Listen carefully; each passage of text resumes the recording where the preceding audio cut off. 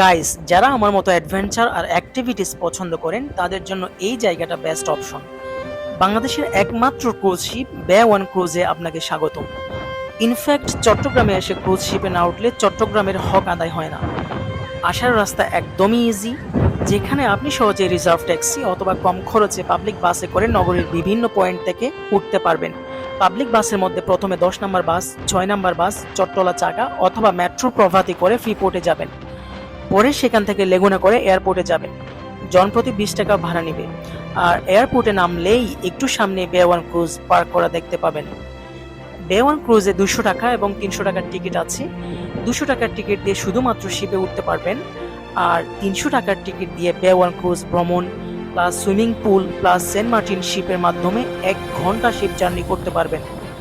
আপনার ভ্রমণকে মেমোরি এবং হিস্ট্রি করে রাখতে আমি সাজেস্ট করব 300 টাকার টিকিট কাটার জন্য।